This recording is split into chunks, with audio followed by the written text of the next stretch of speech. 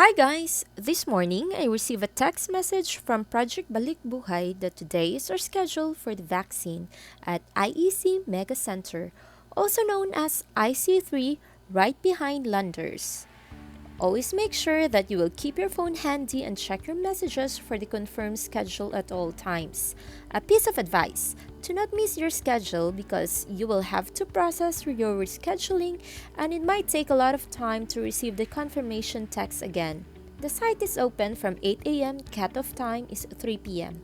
Upon entering the site, you have to go through the designated chairs and wait for your turn for you to fill out the 2 vaccination forms together with the health history checklist. In my papa's case, since he is already a senior citizen, he belongs to the express lane. Step 1, which is the registration. The staff will ask your registration number and your valid ID for verification purposes. Step 2 is the vital signs taking section as the baseline for your data. Step 3, history taking and screening by the doctor and signing of your consent form. Step 4 is the vaccination area.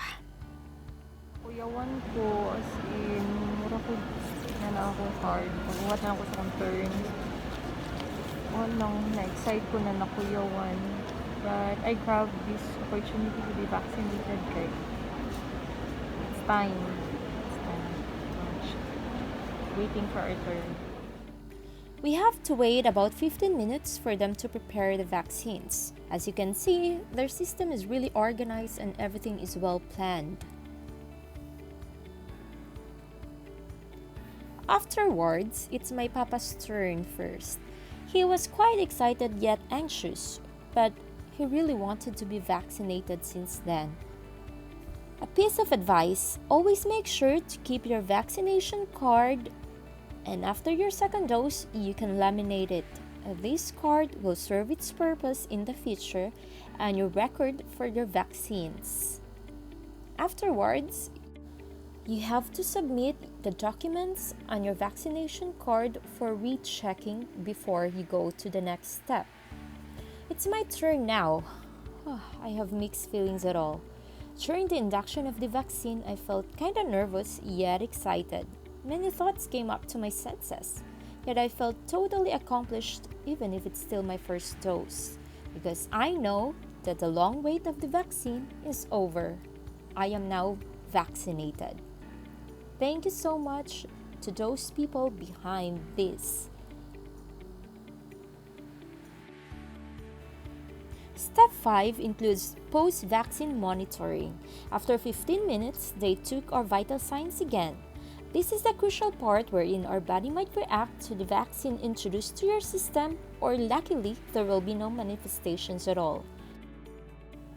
Before we got out from the area, there was a short talk with the doctor before we went for the step 6, which is the discharge area. This is the part wherein you submit your documents. Everything was organized at all. Overall, we spent 2 hours to complete all the necessary steps. Thanks God, we have finally done our first dose of Pfizer vaccine. We're going home and we're already vaccinated. Yay! And of course, never ever forget the iconic part of the site, the I am vaccinated pictures. Afterwards, we went to my favorite KFC drive-thru kay makagutom kaayo, and it was kinda traffic maong makagutom gyud. While on the way home, I was quite nervous at all. Nakafeel ko og murag pulsating senses sa ako ang tangkugo while driving. And gadali-dali ko nga makaabot na ko sa balay because I really want to rest at all. Nakuyawan lang yun ko. Na-feel pa. Diyan mong na-feel. Tulugon ko. Gaugnapin mong ulo, wala. Naman. Ako kay init akong panit. Akong ulo niya. Gaugnap akong tangkugo. Ang ana-ana. Na pulsating sensation ba? As in, traffic pa gyud gamay, slight. As in. So, Tulugon ako. nanguli na mi kay mag-rest pa ya after ma-vaccinate. Nalayo kay lapu-lapo nya maabtan ta og uwan og traffic. Mahal ka ulan ng karoon. Thanks for watching. Buhola. Be vaccinated. Iwan na sa buhola. Mapabaksin ta kay para makasakay na ta og plane na di kailangan swab. Guys, so we have just arrived sa balay and then katong ganina naman siya i-post vaccination site no, I mean area didto magpahuway after 15 minutes gikan na vaksinan, i-monitor imuhang vital signs balik, but then wala pa ni manifest ning ako mga na feel karon.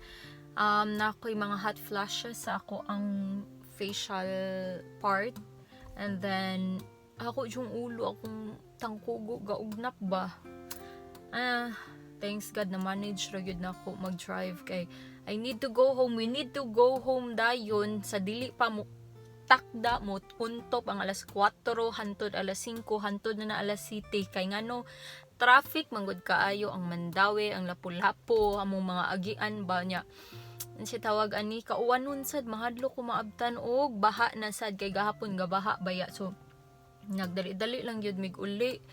Kaya okay pa man to ganina katong nag-drive ko gikan sa IEC, pero ari nas tunga-tunga na sa Mandawi na murag naka-feel na gyud ko na paspas na kaayo ang kuan ba ugnap ba ang basta di ko, pero okay pa man, wala man na kuan ako ang pananaw, so okay biya gyud ko ganina napas IEC muralaga ng init-init lang ko pero ma-okay ra nimo pahuway sa ako. So mao to nga amo lang gi-grab yun ning opportunity na magpa-vaccine. Plan na gyud ako magpa-vaccine because our Polmo told us na magpa-vaccine me because naman ko history na COVID ko sa una na positive ko, so at least ma-continuous ang ako ang immunity.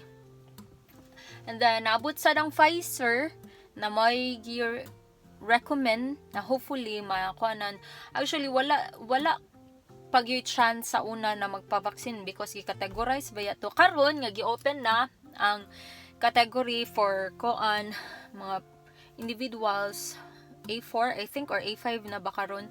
So ni-grab na mong opportunity, timing sa Pfizer, so go nya kuan lang ako lang sa ning i-observe ako ang na-feel, magpahuway lang sa ako, matog lang sa ako. And for those people who are planning to be vaccinated, ayaw mo ka problema, ayaw mo ka worry because daghan na kayo nag clinical testings before na gi-dispense sa public, so go laban lang yun ta, no? And of course we have to protect ourselves, our family and others, so laban lang. And thank you for watching. God bless us all. Amping ta kanunay. Bye bye. Thank you for watching. Mwah. Sleep sa ako kay murag para mawagtang ni ang sakit sa kong ulo. Bye.